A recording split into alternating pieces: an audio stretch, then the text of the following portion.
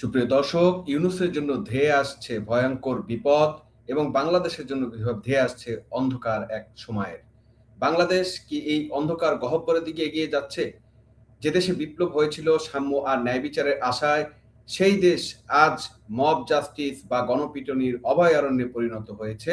গত কয়েকদিনে যা ঘটছে তা কেবল বিচ্ছিন্ন কোনো ঘটনা নয়, এটি একটি রাষ্ট্রীয় ও সামাজিক কাঠামো ধসে পড়ার অশনি সংকেত। একদিকে দেশের প্রধান গণমাধ্যমে কার্যালয়ে হামলা, অন্যদিকে ধর্মের দোহাই দিয়ে একজন নিরীহ শ্রমিককে পুড়িয়ে মারা, এই এই বিভৎসতা আজ বিশ্ব বিবেকের দরজায় করাঘাত করছে।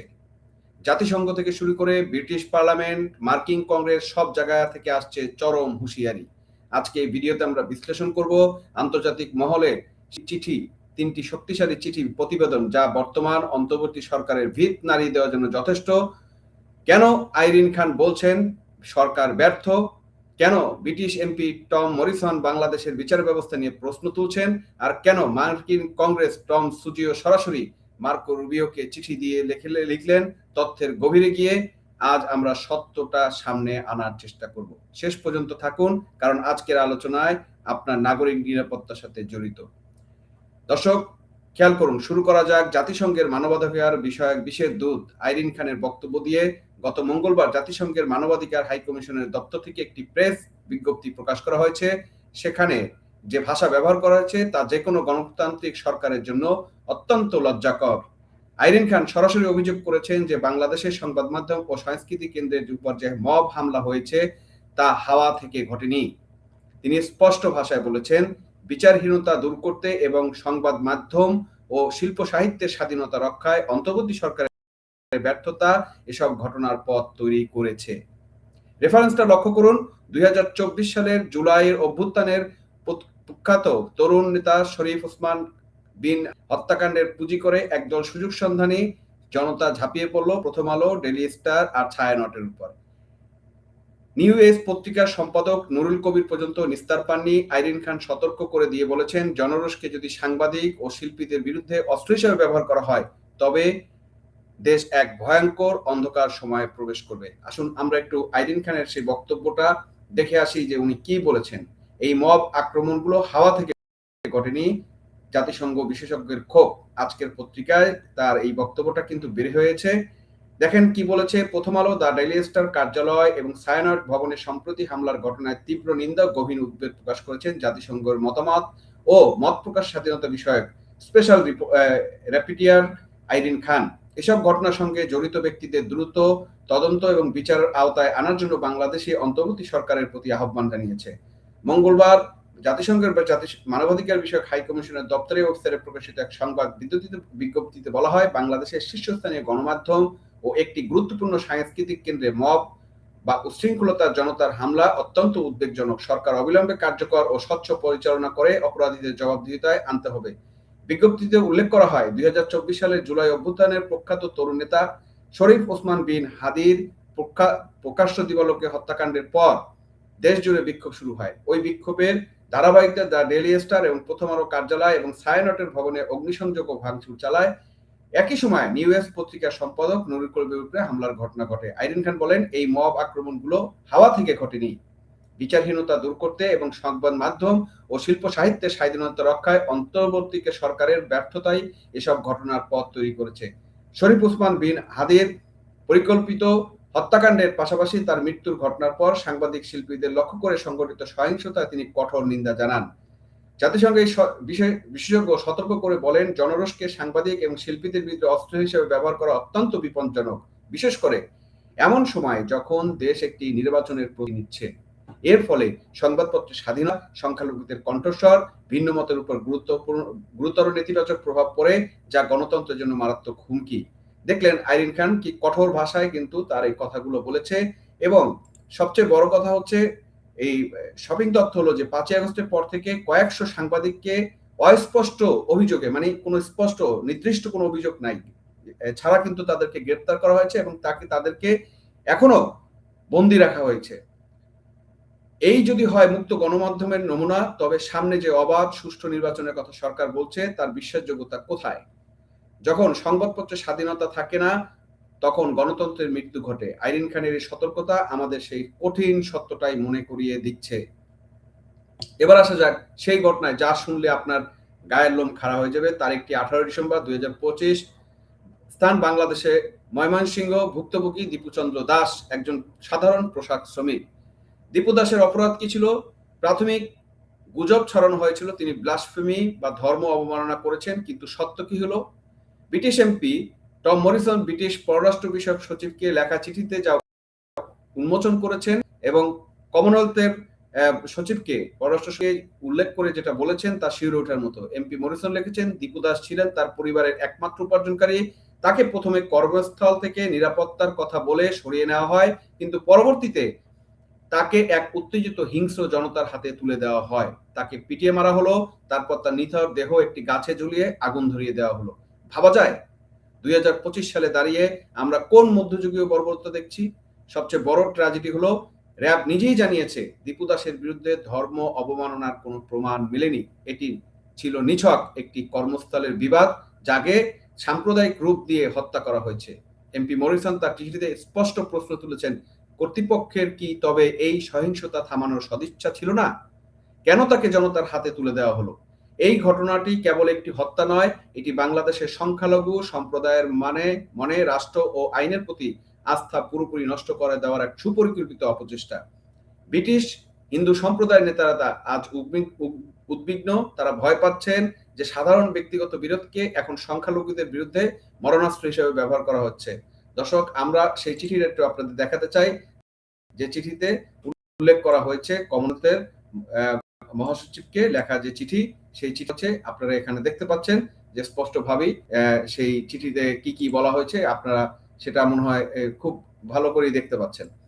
এবং এখানে আমরা একটু বড় করে দেখাই, যেখানে সে কি বলেছে কমনওয়েলথের মহাসচিবকে লিখে বরাবর করে সে যে চিঠিতে লিখেছে, সেই চিঠিতে কিন্তু স্পষ্টতই সে এই ঘটনাগুলো এবং দীপু দাসের যে ঘটনা, সেই ঘটনাটা কিন্তু সুন্দরভাবে তুলে ধরেছেন।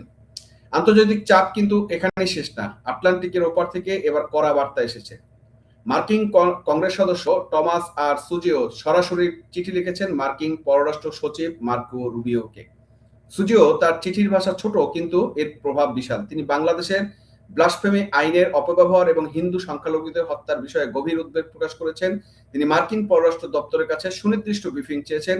বন্ধুরা, মনে রাখবেন, মার্কো রুবিও একজন হার্ডলাইনার পলিটিশিয়ান। মার্কিন পররাষ্ট্র দপ্তর যখন কোনো দেশের মানবাধিকার পরিস্থিতি নিয়ে সরাসরি তথ্য তলব করে, তখন সেই দেশের উপর অর্থনৈতিক ও রাজনৈতিক স্যাংশন বা নিষেধাজ্ঞার খড়গ নেমে আসা কেবল সময়ের ব্যাপার। লক্ষ্য করুন দর্শক, আমি আপনাকে আবারও বলছি, মানবাধিকার পরিস্থিতি সরাসরি তথ্য তলব করে, তখন সেই দেশের উপর অর্থনৈতিক রাজনৈতিক নিষেধাজ্ঞার খড়গ নেমে আসা কেবল সময়ের ব্যাপার। তার মানে বাংলাদেশের উপরে যে একটা স্যাংশন আসার সম্ভাবনা রয়েছে খুব শীঘ্রই এই বিষয়গুলো নিয়ে, সেটা কিন্তু এখানে মোটামুটি স্পষ্ট করে দিচ্ছে। এবং আমরা কিন্তু সেই ভয়, কেন আমরা প্রথমেই আপনাকে বলেছি যে এই ইউনূসের জন্য আসানি সংকেত এবং বাংলাদেশের জন্য অন্ধকার সময় আসছে। কারণ যদি স্যাংশন দেওয়া হয় এবং সেই স্যাংশনের কবলে আমাদের গার্মেন্টস শিল্প এবং অন্যান্য শিল্প পড়ে, তাহলে সবচেয়ে বড় গার্মেন্টস শিল্প, সেটা কিন্তু ইউরোপ আমেরিকা দুই জায়গা থেকে আমাদের যত অর্ডার আছে সেগুলো বন্ধ হয়ে যাবে। অলরেডি এডিডাস হতে শুরু করে বড় বড় বেশ কিছু প্রতিষ্ঠান কিন্তু বাংলাদেশ থেকে তাদের ব্যবসা গুটিয়ে নিয়েছে এবং বাংলাদেশে তারা গার্মেন্টস শিল্পে আর অর্ডার দিবে না, কাজ করবে না, সেটা কিন্তু নিশ্চিত করেছে। তো এভাবে মোটামুটি বিশ্বের আমরা এক সময় দ্বিতীয় পোশাক রপ্তানিকারক দেশ ছিলাম, সেখান থেকে হয়তো আমরা এখন তৃতীয় চতুর্থ পঞ্চম একটা সময় নাই হয়ে যাব। এবং সেই ধারায় কিন্তু ইউনূস, এই পিচাস ইউনূস কিন্তু আমাদেরকে সেই ধারায় নিয়ে যাচ্ছে। এই পিচাস ইউনূস আমাদের বাংলাদেশকে যে কোথায় নিয়ে যাচ্ছে সেটা কিন্তু আমরা এখন হয়তো বুঝতেছি না, কিন্তু ইউনূস যখন চলে যাবে তখন কিন্তু আমরা কপালে মাথায় হায় হায় করব। এই জন্য ইউনূস যাতে বাংলাদেশ থেকে যেতে না পারে, এটা কিন্তু আমাদের একটা লক্ষ্য রাখা উচিত। স্পেশালি যদি এরকম কোন ঘটনা হয় যে এই বাংলাদেশের উপরে কি খড়গ নামবে, সেটা না দেখা পর্যন্ত ইউনূসকে বাংলাদেশ থেকে ছাড়া যাবে না, ওকে গ্রেপ্তার করে অ্যারেস্ট করে রাখতে হবে। তাহলে যে জিনিসটা দাঁড়াচ্ছে যে আমরা কি টমাস এই সুজিও যে স্পষ্ট করে দিয়েছেন, তার বাংলাদেশি আমেরিকান ভোটাররা তাদের স্বজনদের নিরাপত্তায় শঙ্কিত। বিষয়টা উনি এখানে স্পষ্ট বলার চেষ্টা করেছেন যে তাদের যে কনস্টিটিউশন, আমেরিকাতে যেসব বাংলাদেশি স্বজন রয়েছে, হিন্দু বা মাইনরিটি কমিউনিটি যারা রয়েছে, তারা শঙ্কিত যে মার্কিন প্রশাসন এই ব্যবস্থাটা নিচ্ছে না কেন। কারণ মার্কিন প্রশাসনের একটা দায়িত্ব এই বিষয়গুলোকে দেখার জন্য, যেহেতু মানবাধিকার বিষয়গুলো অনেক কিছু বিষয় তারা দেখে থাকে। আমেরিকা আমেরিকা এই বিষয়টি মোটেও হালকাভাবে দেখছে না বললে উনি মনে করছেন। আপনারা দেখেন চিঠিটা কিন্তু ছোট, কিন্তু এই চিঠিটার ভিতরে কিন্তু তার ভাষা অনেক গভীরতা রয়ে গেছে এবং মার্কো রুবিওকে উনি যে চিঠি লিখেছেন এবং এটা দিয়ে স্পষ্ট একটা বিবৃতি বা ব্যবস্থা নেওয়ার কথা। তার মানে কংগ্রেসম্যান এবং হাউস থেকে, পার্লামেন্ট থেকে, জনগণের প্রতিনিধিদের কাছ থেকে কিন্তু আমেরিকান সরকারের উপর একটা চাপ চলে আসছে। এখন প্রশ্ন হলো, এই তিনটি ভিন্ন আন্তর্জাতিক অবস্থান আমাদের কি বার্তা দিচ্ছে? দর্শক খেয়াল করবেন, প্রথমত রাষ্ট্রীয় ব্যর্থতা। আইরিন খান যখন বলেন যে সরকারের ব্যর্থতায় মব ভাইলেন্সের পথ তৈরি করেছে, তখন বুঝতে হবে অন্তর্বর্তী সরকার মানে পিচাস ইউনূসের সরকার প্রশাসনিক চেইন অফ কমান্ড ভেঙে পড়েছে। পুলিশ বা নিরাপত্তা বাহিনী যদি অপরাধীদের না ধরে দর্শক হয়ে থাকে, তবে সেই দায়ভার শেষ পর্যন্ত সরকারের উপরই বর্তায়। পয়েন্টটি দ্বিতীয় কারণ হচ্ছে ব্লাসফেমি মরণাস্ত্র। দীপু দাসের ঘটনা প্রমাণ করে যে বাংলাদেশে এখন যে কাউকে ফাঁসাতে ব্লাসফেমি বা ধর্ম অবমাননার ট্যাগ লাগিয়ে দিলেই হয়, এরপর বিচার আদালত লাগে না, রাজনৈতিক রায় কার্যকর হয়ে যায়। একটি সভ্য সমাজে এটি চলতে পারে না। ব্লাসফেমি আইনের এই ভয়াবহ অপব্যবহার যদি এখনই বন্ধ না হয়, তবে ব্যক্তিগত শত্রুতা মেটাতে মানুষ একই হাতিয়ার হিসেবে বানাবে। তৃতীয়ত আন্তর্জাতিক, ব্রিটেন এবং আমেরিকা এই উদ্বেগগুলো যদি সরকার গুরুত্ব সহকারে নেয়, তবে বাংলাদেশের আন্তর্জাতিকভাবে একঘরে হয়ে পড়ার ঝুঁকিতে রয়েছে। যে কথাগুলো আমি আগে থেকেই আপনাদেরকে বলছি, আমাদের তৈরি পোশাক খাত, যা দীপু দাসের মতো সাধারণ শ্রমিকদের ঘামে টিকে আছে, তা যদি আন্তর্জাতিক চাপ বাড়ে, তবে পুরো অর্থনৈতিক মুখ থুবড়ে পড়বে। আইরিন খান ঠিকই বলেছেন, জনরোষকে যখন রাজনৈতিক উদ্দেশ্য বা ভিন্ন মতের কণ্ঠরোধ করতে ব্যবহার করা হয়, তখন সেটি গণতন্ত্রের জন্য ক্যান্সার হয়ে দাঁড়ায়। জুলাই অভ্যুত্থান কি এজন্য হয়েছিল যে মানুষ রাস্তায় পিটিয়ে অন্য মানুষকে পুড়িয়ে মারবে, নাকি সংবাদপত্রের অফিস ভাঙচুর করবে, না সাধারণ মানুষ চেয়েছিল একটি বৈষম্যহীন আর নিরাপদ বাংলাদেশ? দর্শক, এই প্রশ্ন আপনাদের কাছেও আমাদের রইল যে কি চেয়েছিল। তাহলে দর্শক, যে কথাটা আমরা বলতে চাই যে সময় এসেছে আমাদের নিজেদের মুখ দেখার। আমরা যদি আজ চুপ থাকি, তবে কাল এই মব আপনার দরজায় কড়া নাড়বে। সরকার যা করা উচিত, অবিলম্বে আইরিন খান, এই টম মরিসন এবং টমাস সুচির তোলা প্রশ্নগুলো উত্তর কার্যকর পদক্ষেপ কি, এই যে প্রশ্নগুলো এসেছে, এগুলো কি পিচাস ইউনূস দিতে পারবেন? আমার বা দেশের কোনো মানুষের এই বিশ্বাস কিন্তু নেই যে ইউনূস এই ধরনের কোনো কার্যকর পদক্ষেপ নিবে। কারণ গত 16-17 মাস মানবাধিকারের লঙ্ঘন করতে করতে চরম পর্যায়ে কিন্তু ইউনূস নিয়ে গেছে এবং বাংলাদেশটা কিন্তু একটা জাহান্নামে পরিণত করেছে। আইএমএ জাহিলিয়াত যুগ যাকে বলে, সে আইএমএ জাহিলিয়াত যুগ কিন্তু আমরা গত 16 থেকে 17 মাস দেখছি। এই বিবৃতি সরকার শুধুমাত্র, এই যে বিবৃতি সরকার এই বিবৃতি দিতে পারবে তাও আমার মনে হয় না, কারণ এই বিষয়গুলো নিয়ে তারা বিবৃতি দেওয়ার মুখ তাদের আছে কিনা এটা নিয়ে আমার সন্দেহ আছে। ফলে এই দেশের কপালে ধেয়ে আসছে বহির্বিশ্বের কঠিন পদক্ষেপ। এটা এই সময়ের বাস্তবতা। অপরাধীদের দৃষ্টান্তমূলক শাস্তি দিতে এবং এইসব উগ্রবাদীদের দমন করতে একমাত্র সমাধান হচ্ছে আওয়ামী লীগ।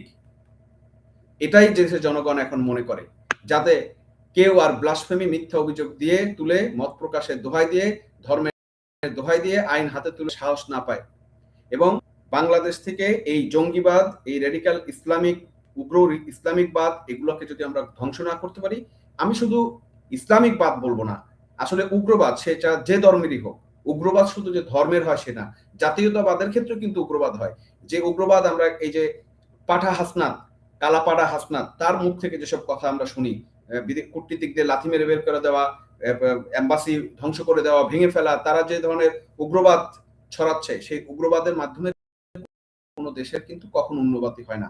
শুধুমাত্র ধর্মীয় হবে না, আমাদের দেশে যেহেতু মুসলিম উগ্রবাদটা বেশি, সেজন্য বারকে এই ইসলামিক উগ্রবাদের কথা বলতে হয়। এবং আমরা বাংলাদেশের মানুষ শান্তিপ্রিয় মানুষ, আমরা ধর্মপ্রাণ মানুষ, আমরা ধর্মভীরু মানুষ। তার মানে এই না যে আমাদের ভিতরে উগ্রবাদ ধরবে। এই উগ্রবাদ যারা ছড়ায়, এই মামুনুল হক, জামাত হইতে শুরু করে যারা ছড়াচ্ছে, যারা বাংলাদেশকে রেডিক্যালাইজেশন বাংলাদেশ বানাতে চাচ্ছে, ইসলামিক রেডিক্যাল বাংলাদেশ বানাতে চাচ্ছে, যে এই পাকিস্তানিদের প্রেসক্রিপশনে, যে পাকিস্তানিদের থেকে আমরা কয়েক গুণ এগিয়ে গিয়েছিলাম, সেই পাকিস্তানিরা এখন আমাদের উপরে যে বলছে সে, কারণ এই পাকিস্তান এবং পাকিস্তানের প্রেতাত্মারা যারা বাংলাদেশে রয়েছে, তারা চায় না যে আমরা উন্নতি করি, আমরা এগিয়ে যাই, আমরা উন্নত দেশে পরিণত হই। কারণ এটা তাদের জন্য লজ্জা, কারণ তাদের থেকে আলাদা হয়েই আমরা আলাদা একটা দেশ তৈরি হয়ে আমাদের নিজেদের ভাগ্য পরিবর্তন করে আজকে আমরা এখানে এসেছি। সুতরাং তাদের উদ্দেশ্য হচ্ছে বাংলাদেশকে ধ্বংস করা। আপনার নিজের ভালোটা আমরা কেন বুঝবো না? পাকিস্তান কখনোই আমাদের বন্ধু হতে পারে না। পাকিস্তান কখনোই আমাদের, সে মুসলিম হতে পারে, পৃথিবীতে সবচেয়ে বেশি মুসলিম হত্যার দায় পাকিস্তানিদের উপরে, সে কখনোই আমাদের বন্ধু হতে পারে না। আর দ্বিতীয় কথা, আমরা যে ভারত বিরোধিতা করছি, ভারত কি আমাদের দেশকে নিয়ে গিয়েছে? আমাদের দেশ কিন্তু নিয়ে যায়নি। আজকে এত ঘটনার পরে ভারত তো আমাদের দেশে হামলা করে আমাদের দেশকে দখল করে নেয়নি। হ্যাঁ, আমাদের সাথে যেটা করেছে, আমাদের যে সুযোগগুলো দিয়েছিল, যেটা আমরা সবসময় বলতাম যে আমাদের আধিপত্যবাদ, আধিপত্যবাদ বলতে আপনি কি বোঝান? এখন আধিপত্যবাদ হচ্ছে অর্থনৈতিক আধিপত্যবাদ। অর্থনৈতিক আধিপত্যবাদ কে করছে না বাংলাদেশে? শুধু 13 নদী 7 সমুদ্র পেরিয়ে এসে আমেরিকা এখানে আধিপত্যবাদ করছে তার ব্যবসা নেওয়ার জন্য, রাশিয়া করছে, যুক্তরাষ্ট্র করছে, ভারত আমার প্রতিবেশী দেশ, সে তো আমার করার চেষ্টা করবে। এখন কথা হচ্ছে আমি বার্গেনিং পাওয়ার দিয়ে আমি কতটুকু নিতে পারি, কতটুকু দিতে পারি, যার ক্যাপাসিটি যতটুকু। আমরা কিন্তু স্পষ্ট দেখেছি যে বাংলাদেশে শেখ হাসিনা সরকার সবচেয়ে বেশি ভারতের কাছ থেকে সুবিধা আদায় করেছে। এবং এই যে আপনি নদীর কথা বলেন, আমাদের নদী দিয়ে বিভিন্ন বলে যে 50টা নদী সবগুলোতে বাদ দিয়েছে। চায়না দেখেন আপনি, ভারতের উজানে যে নদীগুলো আছে সেখানে চায়না বাদ দিছে। ভারতের সাথে দ্বন্দ্ব আছে, তো এটা তো আপনার দ্বন্দ্ব থাকবে, বাদ দিতে পারে তার অংশে। আমরা এটাকে মেকানাইজ করে, আমরা এটাকে বার্গেনিং করে আমাদের জায়গাটা থেকে ইন্টারন্যাশনাল ল এবং আলোচনার মাধ্যমে সমস্ত সমস্যার সমাধান করতে হবে। একটা জিনিস আমাদেরকে মনে করতে হবে, আজকে যদি ভারত উন্নত হয় তার ছোঁয়া আমার বাংলাদেশে পড়বে, আজকে যদি বাংলাদেশ উন্নত হয় তার ছোঁয়া ভারতে পড়বে। কিন্তু পাকিস্তান যদি উন্নত হয় আমার বাংলাদেশে কোনো উন্নতি হবে না, আর বাংলাদেশ যদি উন্নত হয় পাকিস্তানের কোনো উন্নতি হবে না। সুতরাং পাকিস্তানের সাথে আমার কোনো সম্পর্ক থাকার কোনো প্রশ্নই আসে না। বরঞ্চ আপনি দেখেন, মালয়েশিয়া, সিঙ্গাপুর হতে শুরু করে প্রত্যেকটা দেশ কিন্তু পাশাপাশি তারা একজন একজনকে কিন্তু রেইজ করছে। কিন্তু আমরা কেন আমার প্রতিবেশীকে ওভারটেক করে আমরা পাকিস্তানের দিকে যাচ্ছি? হোক সে মুসলিম দেশ হলে তার কাছে আমার চাইতে হবে এমন কোনো কথা নাই। আন্তর্জাতিক রাজনীতিতে, আন্তর্জাতিক দেশের ক্ষেত্রে মুসলিম দেশ বা ধর্ম দিয়ে কোনো দেশের সাথে দেশের সম্পর্ক হয় না, হয় স্বার্থ দিয়ে। সুতরাং আধিপত্যবাদের যে কথা হয়, ভারত কিন্তু এত কিছুর পর আমাদের দেশে দখল করার জন্য আসে নাই। এখনো কিন্তু আমাদের সাথে ব্যবসা বাণিজ্য চালু রাখছে। এখনো কিন্তু তাদের পেঁয়াজ না হলে আমাদের পেঁয়াজের দাম বেড়ে যাচ্ছে, চাল না হলে চালের দাম বেড়ে যাচ্ছে, এবং তারা কিন্তু এগুলো স্টিল দিচ্ছে। যদি তারা এগুলো বন্ধ করে দেয় আমরাই সমস্যা করব, ভারত কিন্তু সমস্যা করবে না, কারণ ভারতের বিশ্বজুড়ে বাজার রয়ে গেছে। সুতরাং যে সুবিধাটা আমরা প্রতিবেশীর কাছ থেকে নিতে পারি, আমাদের বাংলাদেশের মানুষের সবচেয়ে বড় সমস্যা একটাই, এটা আমাদের রয়েছে, সেটা হচ্ছে আমাদের সবচেয়ে বড় সমস্যা আমার প্রতিবেশীর সাথে। আপনি গ্রামে যান, আমাদের প্রত্যেকটা গ্রামের প্রত্যেকটা বাড়ির তার প্রতিবেশীর সাথে সবচেয়ে বেশি সমস্যা, কিন্তু প্রতিবেশী ছাড়িয়ে 2 বাড়ির পরে কিন্তু তার সাথে তার ভালো সম্পর্ক। সুতরাং আমাদের মেন্টাল এই জায়গা থেকে ফ্রি হইতে হবে, এইখান থেকে আমাদের বের হইতে হবে, এবং বের হয়ে এই দেশকে রক্ষা করা, এই দেশকে কিভাবে উন্নত করা যায় সেটা করতে হবে। এবং সেটা আমরা এখন যেটা দেখেছি গত 15-16 বছরে, আমরা যাকে ফ্যাসিস্ট বলি, আমরা দেখেছি সে একমাত্র আওয়ামী লীগ নিরবিচ্ছিন্নভাবে বা শেখ হাসিনা এই বাংলাদেশকে সেই পথে নিয়েছে, এবং এই ইসলামিস্টদের, এই উগ্রবাদীদেরকে দমিয়ে রেখেছে, এই জঙ্গিবাদকে দমিয়ে রেখেছে। সুতরাং একমাত্র শেখ হাসিনার হাতে এই বাংলাদেশের মুক্তি, এছাড়া কোনো উপায় নাই। এবং এই জিনিসটা আপনারা যত তাড়াতাড়ি বুঝবেন তত দেশের মঙ্গল হবে, এবং যত তাড়াতাড়ি আপনারা সকলে বেরিয়ে এই জঙ্গি পিচাস ইউনূসকে উৎখাত করে আবার মুক্তিযুদ্ধের পক্ষের শক্তি, দেশকে ভালোবাসে এমন শক্তিকে ক্ষমতায় নিয়ে আসবেন, ততক্ষণ পর্যন্ত আপনাদের মুক্তি হবে না। এই ঘটনার পিছনে বাংলাদেশের জনগণ দায়ী আছে। এখন যে সাফারিং করতেছেন, এখন যে নিরাপত্তাহীনতায় ভুগতেছেন, এখন যে কষ্টে আছেন, এটা হচ্ছে আমাদের পাপের প্রায়শ্চিত্ত। এই প্রায়শ্চিত্ত যে পাপ আমরা করেছি 5ই আগস্টের সময়, সেই পাপের প্রায়শ্চিত্ত আমাদের কতদিন লাগবে আমরা জানি না। তবে যেহেতু পাপ করেছি আমরা, এই পাপের প্রায়শ্চিত্ত আমাদেরকে ভোগ করতেই হবে একটা নির্দিষ্ট সময় পর্যন্ত। দর্শক ভালো থাকবেন, আশা করি আমার কথাগুলো বুঝার চেষ্টা করেছেন বা বুঝতে পেরেছেন। যদি ভালো লাগে করবেন, আর চ্যানেলটাকে সাবস্ক্রাইব এবং সাথে থাকবেন।